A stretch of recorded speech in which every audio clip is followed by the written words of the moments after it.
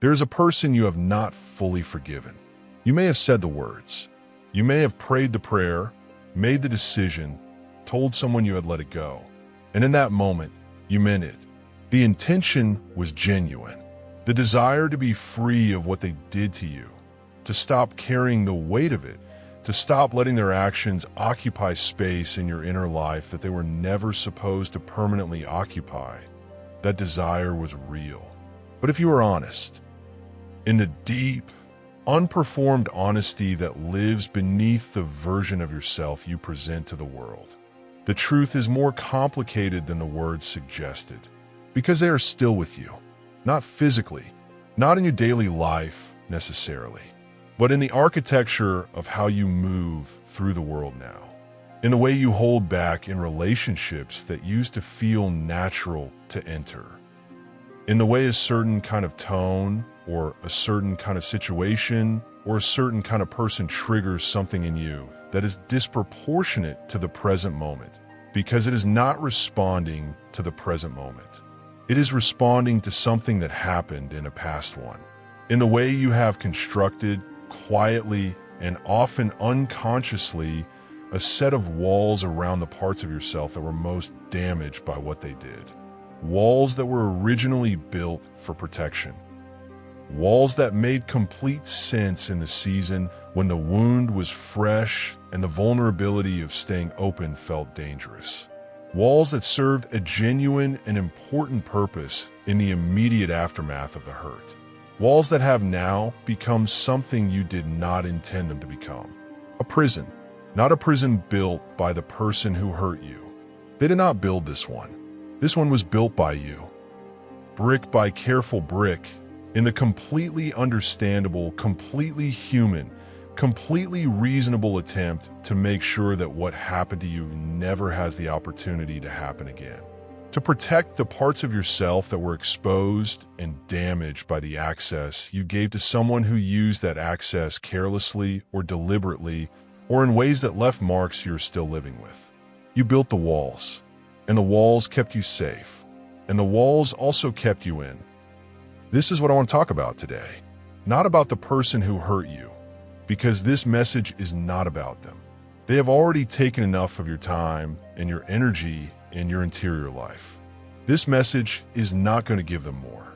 This message is about you, about the life that has been living inside the walls, about what God sees when He looks at the architecture of protection you have constructed around your heart, and about what He is offering. Specifically, gently, without demand or condemnation, as an alternative. Stay with me, because what comes next is going to take you somewhere you may have been circling for a long time without quite arriving. Before we go further, I want to sit with the reality of what was done to you, because one of the things that makes forgiveness genuinely difficult, one of the things that has made this particular wound persist longer than you expected, is that the conversation about forgiveness almost always moves too quickly past the acknowledgement of the wound itself. So let me not do that. What happened to you is real. The betrayal, the abandonment, the cruelty, the manipulation, the violation of trust, the words that were said or the actions that were taken or the things that were withheld that should never have been withheld. Whatever the specific shape of what was done to you, it was real. It caused real damage. It left real marks. And the impact of it on your daily life, on your ability to trust, to open, to hope, to receive, to give without bracing for the return blow, has been real in ways that simple forgiveness language has sometimes failed to honor. You did not imagine it. You did not overreact to it. You did not fail to recover from it quickly enough. You experienced something that your nervous system, your spirit, and your capacity for relationship registered as a genuine threat. And you responded the way any healthy system responds to genuine threat, with protection. The walls are not a character flaw. They are evidence of a wound. And a wound deserves to be treated as a wound, with care and with honesty and with the acknowledgement that healing is a process, not a decision. that you cannot simply choose to be unwounded, that the work of coming back from significant hurt takes time and intention and sometimes help and always grace. The grace of a God who does not stand over the wounded and say, "Hurry up." He stands beside them, and he says, "When you are ready, I have something better than the walls." Pause for a moment. Take a breath, because I want to make something clear before we go any further into this message. And I want to make it clearly enough that it cannot be misheard. Forgiveness is not the same as reconciliation. These two things have been so consistently conflated. In church language, in spiritual content, in well-meaning advice from people who care about you, that the conflation itself has become one of the primary obstacles to genuine forgiveness. Because when forgiveness sounds like it means going back to the relationship, restoring the access, trusting again the person who broke the trust, then the resistance to forgiveness is not a spiritual failure. It is a sane, healthy, appropriate response to an unsafe prospect. And so forgiveness gets postponed, not because you don't want to be free, but because freedom and restoration have been packaged together as the same thing. And restoration does not feel safe, and so freedom gets delayed along with it. Let me separate them clearly. Forgiveness is something you do inside yourself, for yourself, in the private geography of your own heart. It is the decision, made not once, but repeatedly, sometimes daily, sometimes in the same hour, to release the debt. To stop requiring from the person who hurt you a repayment they may never make, and that your own healing cannot afford to keep waiting for. To put down the weight of the ongoing case you have been building against them. Not because what they did was acceptable, but because carrying the case has been costing you more than them.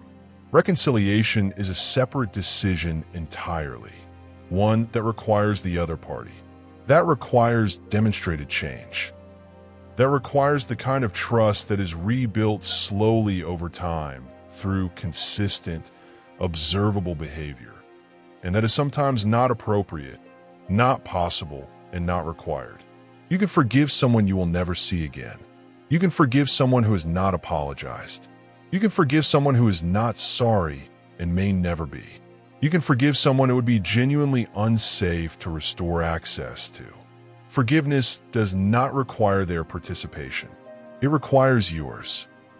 And what it produces, when it is genuine, when it goes all the way down to the place where the wound actually lives rather than remaining at the surface of your stated intentions, is not reconciliation with the person who hurt you. It is freedom for you. That is what God is offering.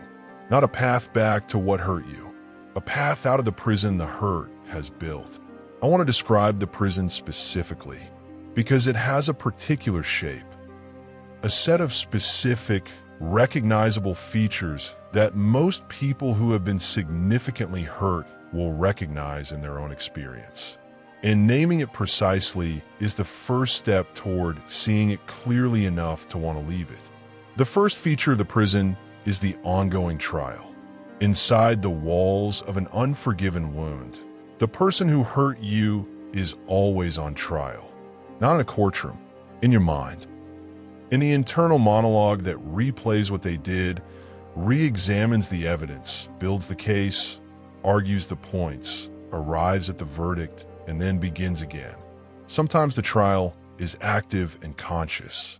You're directly thinking about what they did, running through the details, feeling the fresh edge of an old wound that should have dulled by now, but somehow hasn't. More often the trial is running in the background.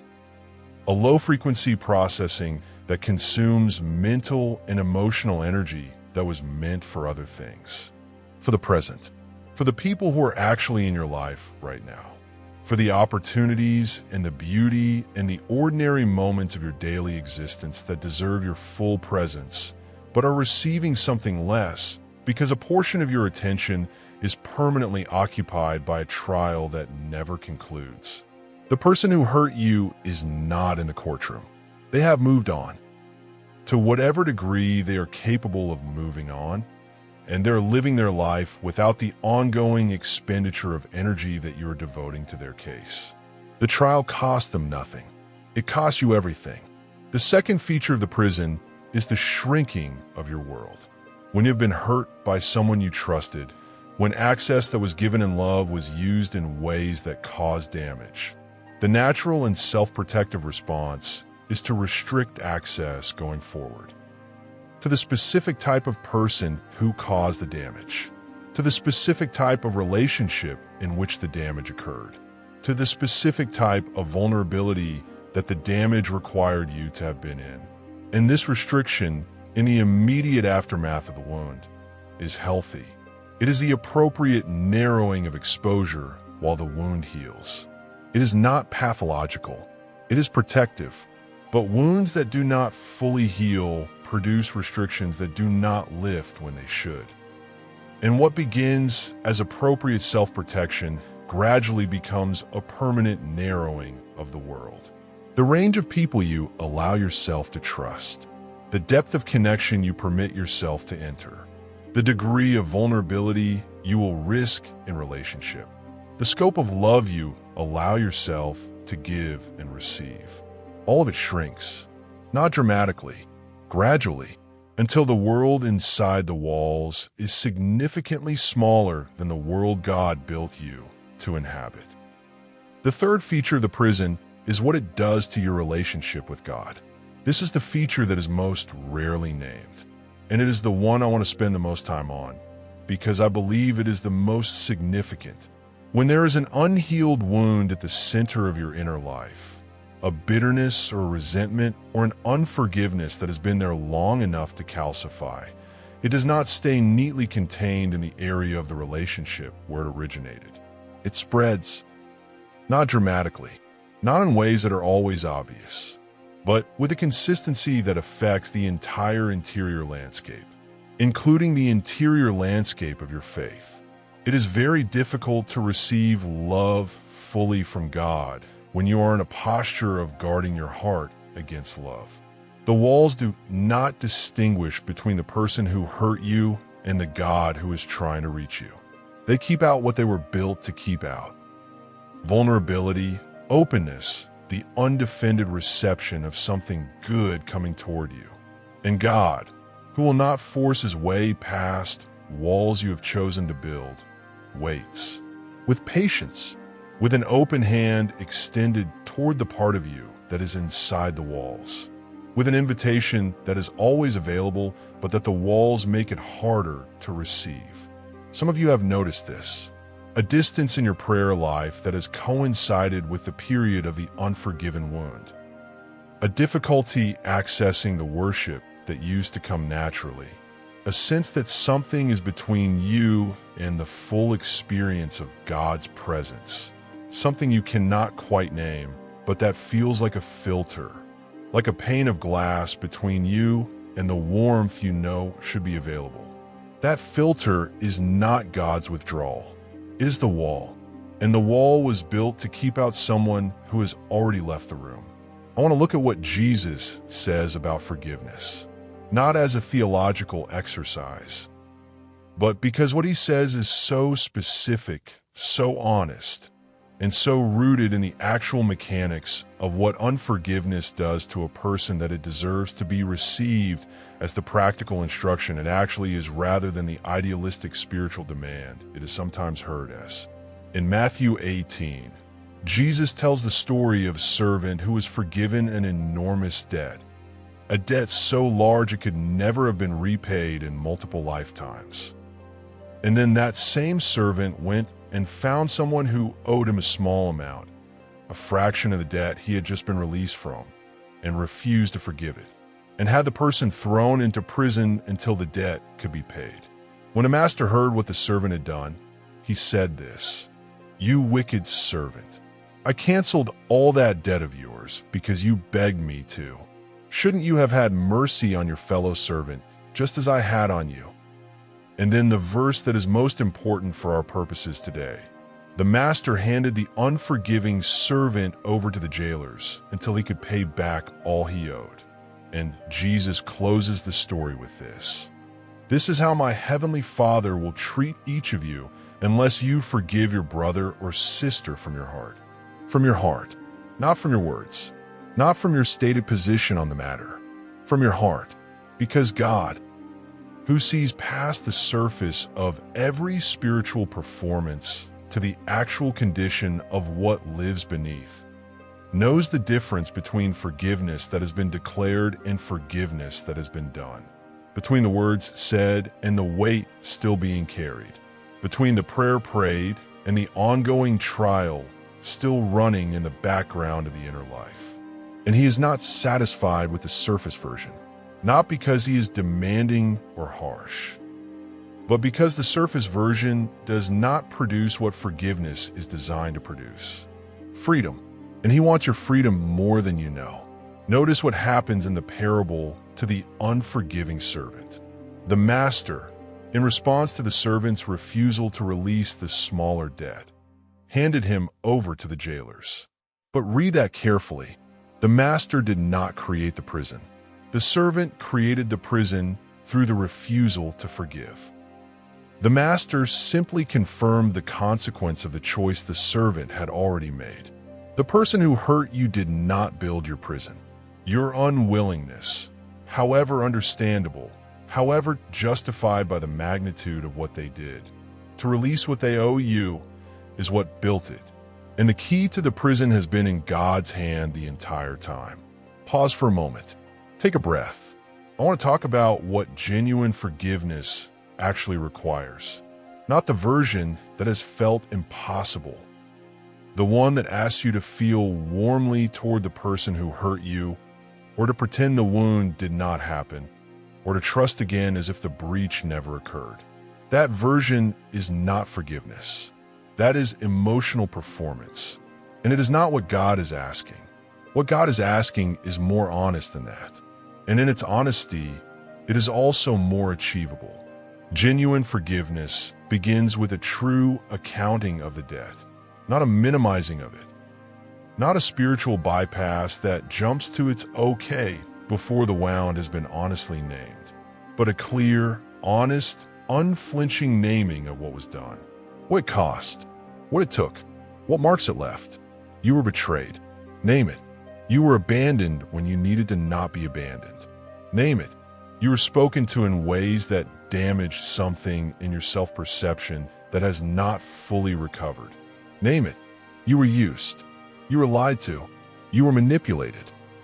You were exposed and then left in the exposure. Name it. Specifically, honestly, without minimizing the size of the debt. Because you cannot release a debt you have not fully acknowledged. And partial forgiveness, forgiveness that covers the surface of the wound while leaving the deeper layers unaddressed, does not produce the freedom that full forgiveness produces. Name the debt, all of it, and then, and this is the actual act of forgiveness, release the requirement that it be repaid. Not because the debt is not real. It is real. Not because what was done was acceptable. It was not. Not because the person has earned a release. They may not have earned it and may never earn it. But because the holding of the debt, the ongoing requirement that they pay what they owe before you will be free, is a chain that attaches you to them. And you are not made to be chained to someone who hurt you. You were made for freedom. And freedom, genuine, full, interior freedom, requires releasing the debt not because they deserve the release, but because you deserve the freedom more than you deserve the satisfaction of the ongoing case. This release is not a feeling. It is a decision, made imperfectly at first, made again the next day when the feeling of the wound returns, made again in the moment when something triggers the memory and the old anger arrives fresh, made again and again and again until the releasing becomes more natural than the holding, until the chain is worn thin enough by the repeated act of letting go that it finally falls. It does not happen once. It happens over time, with God's help, with the grace that is available specifically for the hardest acts of faith, the ones that require more than your own willingness to sustain. I want to speak to the specific people in this message who have been carrying a wound from someone who was supposed to be safe. Not a stranger. Not someone whose betrayal was painful, but whose access to your life was limited. Someone inside the perimeter. A spouse or a parent or a sibling or a child or a friend of decades or a pastor or a mentor. Someone to whom you gave access to the most protected parts of yourself because the relationship seemed to warrant that access, seemed to earn it, seemed to be the kind of relationship in which that level of openness was appropriate. And they used that access in a way that caused the specific kind of damage that only the ones on the inside can cause. That wound has a particular depth, a particular shape, because the damage was not just to the relationship. It was to the architecture of your trust itself, to your ability to distinguish between the people who are safe and the people who are not, to your confidence in your own judgment about who deserves access to the parts of you that are most worth protecting. And the wall you built in response to that wound is not just around the specific relationship where the damage occurred. It is around the whole category, the whole type, the whole experience of allowing someone on the inside. And that wall, that categorical, this will never happen again wall, is perhaps the most expensive wall you have built, because the life God has for you requires people on the inside. It requires the specific kind of love and connection and mutual knowing that is only possible when the walls are not absolute. When some people, the right people, the safe people, the ones who have earned access through demonstrated trustworthiness, are permitted to come close. And the wall that was built to keep out the person who hurt you is keeping out those people too. This is the cost. Not just the distance from the person who caused the wound, the distance from the life. The connected, vulnerable, fully inhabited life that God designed you for. Proverbs 4 verse 23 says, "Above all else, guard your heart, for everything you do flows from it." Guard your heart. Yes, this instruction is real and important and wisdom-rooted. The heart is worth guarding. Not everything and everyone deserves access to it. But guarding is not the same as imprisoning. A guarded heart is a heart with wisdom about who receives access and who does not. A heart that moves carefully and discerningly into trust. A heart that is protected by the wisdom that suffering has produced, not by walls so total that nothing of value can enter either. God is not asking you to tear down every wall. He is asking you to let Him stand guard instead. To move from the exhausting, constant, all-consuming work of protecting yourself through permanent defensive structures, to the different kind of safety that comes from trusting the one who sees all people clearly, who knows who is safe and who is not, who could be trusted to warn you about the ones who pose a genuine threat and to open the door for the ones who carry something you genuinely need. That is a different kind of safety, lighter, more livable, more consistent with the full, open, genuinely inhabited life you were made for. Let God be the guard. Put down the bricks. There is something I want to address directly, because I have been in enough of these conversations, spiritual conversations about forgiveness and healing, to know that there is a specific objection that arises at exactly this point in the message. The objection sounds like this, but you do not know what they did. If you knew the full story, the actual details of what happened, the specific magnitude of the wound, you would understand why this is different, why the normal instructions about forgiveness do not apply in this case. I want to respond to that with complete honesty. You are right that I do not know the specific details of your story, and I'm not going to minimize what was done to you by pretending that all wounds are equivalent or that all forgiveness is equally straightforward. Some wounds are significantly harder to forgive than others.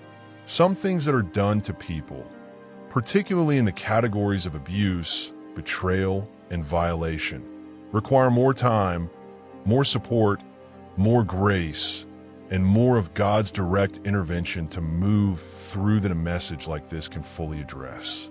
If what was done to you falls into those categories, if what you are carrying is a wound of that magnitude, please hear me say clearly that what I am describing today is not a simple or quick process for you. It may be the work of years. It may require professional support alongside the spiritual work. It may require a community of people who understand the specific nature of what happened and can walk with you through the healing of it in ways that a single message cannot. None of that changes the destination. Freedom is still the destination. Forgiveness, in its fullest, most complete form, is still what produces that freedom. And God is still the one who makes that journey possible for wounds of every size and every depth. But I acknowledge that the path to that destination is not equally long or equally straightforward for every wound.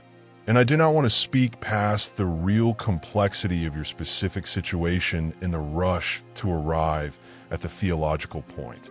What I want to say is this: whatever the size of the wound, whatever the complexity of the forgiveness it requires, the destination is worth the journey. The freedom on the other side of genuine forgiveness is proportionate to the size of what was carried. And the God who is asking you to take that journey is not asking you to take it alone or without his direct and specific help. He will meet you in every step of it, especially the hardest ones.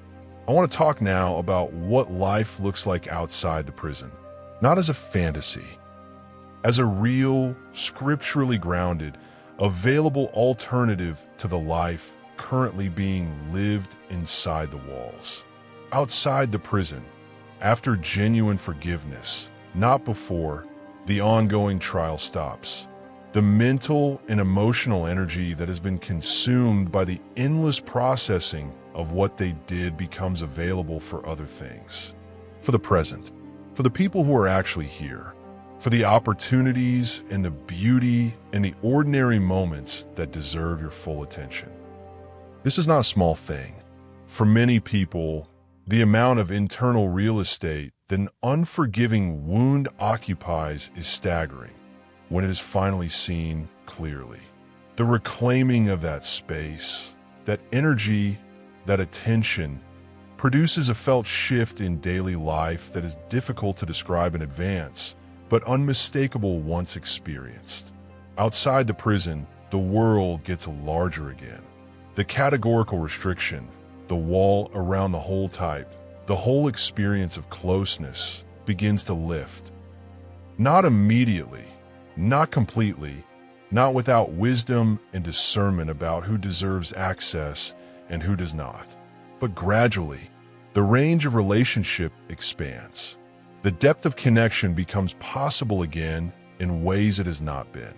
The life God designed you for, connected, vulnerable in the right measure, genuinely inhabited, begins to become accessible again. And outside the prison, the relationship with God opens. The filter lifts. The glass between you and the warmth dissolves. The prayer life that has been laboring under the weight of the wall begins to breathe again. The worship that has felt muted begins to move the way it used to move. Not because God changed, but because the thing between you and the full reception of his presence has been removed.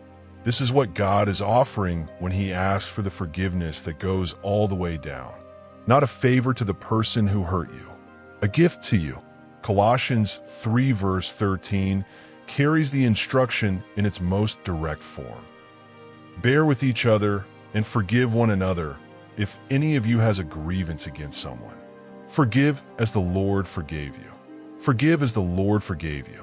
That phrase is the key to the whole thing, because it roots the act of forgiveness not in the worthiness of the person being forgiven, but in the reality of the forgiveness you have already received. You were forgiven a debt that was genuinely unpayable, not because you earned it, not because you had fully made right everything that needed to be made right, but because the one to whom the debt was owed decided that the relationship was worth more than the repayment, that your freedom was more important to him than his right to require what was owed. And he is asking you to extend to the person who hurt you, for your own sake more than theirs, a version of the same gift. Not because they deserve it. You did not deserve yours. Not because it erases what they did. It does not erase anything. The wound was real. The accounting of it in God's record is accurate and complete. But because the freedom it produces in you is exactly the freedom you were created to live in, and the ongoing imprisonment of your heart in the name of a debt that is never going to be fully repaid by the person who owes it is not a price God is asking you to keep paying. You paid the price that purchased your freedom. He is asking you to walk through the door. Before this message ends, I want to give you something to carry out of it. Something practical. Something that can begin the work of the genuine forgiveness that goes all the way down rather than remaining at the surface of stated intention. The first thing is honesty with God about the actual state of the wound, not the version you present in prayer, because it sounds more spiritually mature. The actual version, the one that still carries anger or grief or the cold hardness of a bitterness that has been there so long it has stopped feeling like anything at all. Bring that to God, exactly as it is, without cleaning it up first. He already knows the actual state of the wound. What he is waiting for is your willingness to bring it to him honestly rather than presenting a more acceptable version and wondering why the healing is not moving. The second thing is the distinction between the decision and the feeling. Forgiveness begins as a decision, not a feeling. You may not feel forgiving. You may feel the opposite of forgiving for a long time after you have made the decision. That is not evidence that the forgiveness is not real. It is evidence that the wound was deep and the healing takes time. Make the decision. Give it to God. Make it again tomorrow. And trust that the feeling, the genuine, interior, all the way down freedom, will follow the repeated decision in God's time. The third thing is permission to grieve what was lost without requiring the grief to resolve before the forgiveness can begin. Grief and forgiveness are not opposites. They are not sequential. Forgiveness first, then grief, or grief first, then forgiveness. They happen alongside each other. You could be in the process of genuine forgiveness while simultaneously grieving what the wound cost you. Both are appropriate. Both are necessary. And both are held by a God who is large enough to carry the complexity of your actual experience, rather than the simplified version that spiritual language sometimes requires. And the fourth thing, the most important, is this. You do not have to do this alone, and you do not have to do it with only your own willingness as a resource. God's grace is specifically available for the hardest acts of faith, the ones that exceed your natural capacity, the ones that require more than you currently have access to in yourself. Forgiveness of this depth is one of those acts, and the grace available for it, the specific, sufficient, you cannot run out of it grace that is available for every act of genuine faith, is exactly proportionate to the size of what is being asked. Ask for it, specifically, as honestly as you can manage. I cannot do this in my own strength. I do not have enough to forgive this fully on my own. Give me what I need. Be what I lack. Do in me what I cannot do for myself. That prayer, that specific, honest, I need help prayer, is one of the most powerful prayers available to a person in a prison of unforgiveness.